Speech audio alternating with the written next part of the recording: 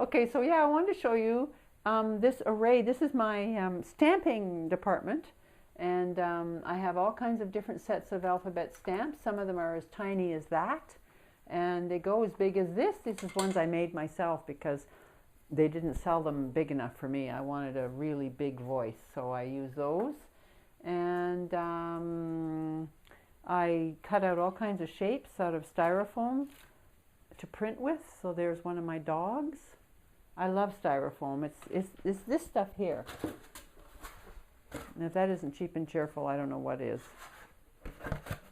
I use that. I love using unprecious materials to work with because it takes some of the preciousness out of art. Like, so this is, you know, rolled. This is packing stuff that comes in certain things when you buy it. It's just a kind of cardboard with one half of the outside taken off it, and it makes a fabulous printing surface because you can get really great effects by using this. So I use that sort of stuff. There's bubble wrap, really anything I can get my hands on that is, there's a little maple leaf that was pressed into service, an actual real one. It's interesting because when you put enough paint on them, they turn into like leather, you know, like this is now practically a permanent thing that will last into the next millennium. Yeah, oh, and sometimes I use presses, like when I'm working on paper, on mat board, which has a little bit of a thickness to it. These are letters that are punches, so I can actually hammer the text into the paper, and it impresses itself in there. That's kind of a neat effect too. So that only works on paper? Yes, it only works on paper. That's right, because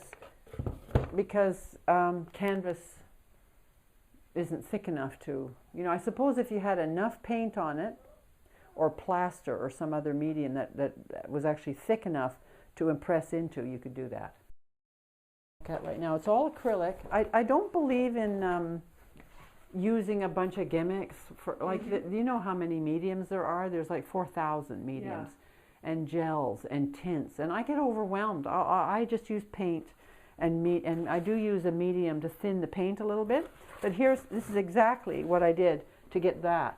All those ridges on this were done.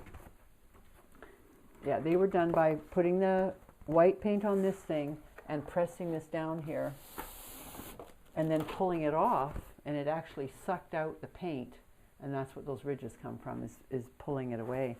I just wanted to create something, I don't know, I love the texture, I wanted to do something with this area. It inadvertently created something interesting over here because some of the lines went into the dark here, so I've got this happening, which is quite interesting, whereas before I had a pristine line up there. A photo of mine, a raven. Oh, cool. That so I took. Photo, and did you actually cut it out, or yeah. did you try and do some No, kind of fancy no, I transfer? cut it out. I don't really know about fancy transfers. It's just collaged. This is just a collage as well of a photo of me as a girl. So it's styrofoam, a thin layer of styrofoam, and I glue it onto mat board, and then cut it out. And then you can use it over and over. Yeah, you can. Yeah, because they're different every single time you print. That's what an original print is. Mm-hmm. Each one is an original print because they're all different. You can't get them the same. So I have a ton of things here that I have used before. Some of which are can be quite elaborate, like this, for example. This is a very elaborate, oh sorry, I think I just threw that at you, graphic of a girl. So I just put black paint on this thing and printed with it. Cool, and so the black part is the highest part, obviously. Of this, yeah. Yeah. That's right. It's amazing. It looks wonderful. You can do a lot of, this is a very elaborate stamp, that takes quite a bit of work. Or you can just do something very, very simple like that. That's just a simple bird. And I've scored into it with a pen, or as you mentioned, a blunt pencil, gets you the texture. Oops, I'm just wrecking its feet. See? And so the actual drawing and design and making of the stamp happens only once, and Only- then you've got only it as once, part yeah. of your repertoire. Yeah.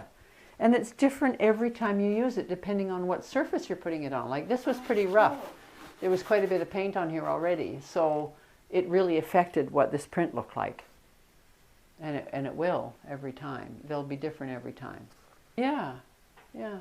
These are all stamps. Every single one of these images behind here are styrofoam stamps. Really? Yeah. Mm-hmm. Oh, I thought it was some kind of vintage fabric. I know, that's what I wanted it to look like. Yeah, they're just, I can show you what some of them look like.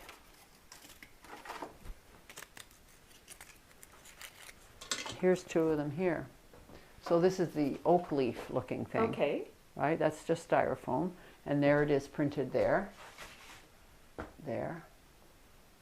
There.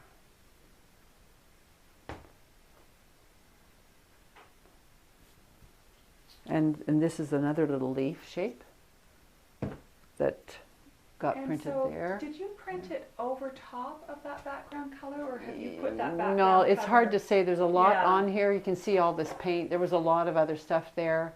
Some of the, it was pretty light colored when I put all these on it, and then I have rubbed this other color in since then. To make it look more faded. To dumb it back, yeah. I didn't want it to be graphic. I wanted it to be a fabric that she would live with. It would be in her drapes or her living room. Or I use little tiny things too, like nails. That's a nail head. But it makes a beautiful, beautiful little circle that I don't want to take the time to paint. Right. You know? And it's not perfect. It's only part of it that shows. But that's what I love about it. So you dip the nail. No, I just brush. You just brush some paint on it. Yeah, I just brush some paint on it, and then print with it, and it makes a beautiful partial circle. But there's something perfect about it. I love the perfection. I don't want to have to take the time to paint it, but I get some perfection in the middle of kind of chaos. You know, something like that. I mean lids. I paint. I mean I use lids all the time to make circles. I don't know if there's anything in here right now, but like here's an example of a scrap of styrofoam right here. Oh wow. And it's a beautiful shape. Perfect round, but I didn't want to draw it. I cut this out. I actually made another circle. Somewhere down here there's another circle, and it was too big, and so I shaved a part of it off, and that's what this is. But I just saw that there and thought, this is beautiful. Just right like that. But you see, it wouldn't look nearly as good if it was all black. No. See how fabulous it is because it's not? It is. Yeah. And it also wouldn't look as good if you'd painstakingly taken a brush and tried to it would look studied and and rehearsed and all these anal and, you know, yeah, it just, yeah.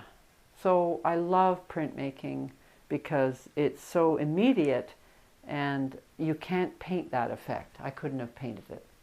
Yeah. That's about as big as I work. It's 3 by 4 feet. Yeah. And yeah, and I mean, I've made a total mess. You have to make a mess. You can't make art in a pristine room. I'm always telling people, especially women, you have to make a mess. You can't do it in a room where you're carpeted and you're trying to protect everything. I mean, I am trying to protect. I have an oak floor under here that I have trying to protect, and I've got chloroplast on the wall here to try and mitigate some of the mess that I'm making on the wall. But ultimately, you have to throw the paint around. You can't be worried about it, or you will hold it back. Yeah. I'm making a mess. It's my house, so I guess I can. It's like we're always having to give ourselves permission, right? I'm continually moving the permission line because I'm always up against something, some other way that I didn't think I could do something, or I didn't think I was allowed to do something. And really, it's just continuously moving that line of what is allowed, moving it further out to give me a wider range. Which is kind of where your art and your feminism intersect, I would imagine. Oh yeah, that's a great way of looking at it. Yeah, I think they do. Yeah, I would say they do, because my art, even though my subject matter isn't necessarily feminist, you know, it's pretty thinly veiled in some of it, like the women I'm doing, and even this. it's not political. The political work is in my performance, where I do all these. I dress up. I'm a scientist from the Ladies Institute for Endless Rectification, and I have a lab coat and everything with everything embroidered on it. And I give PowerPoint presentations about etiquette, and that's a feminist performance piece.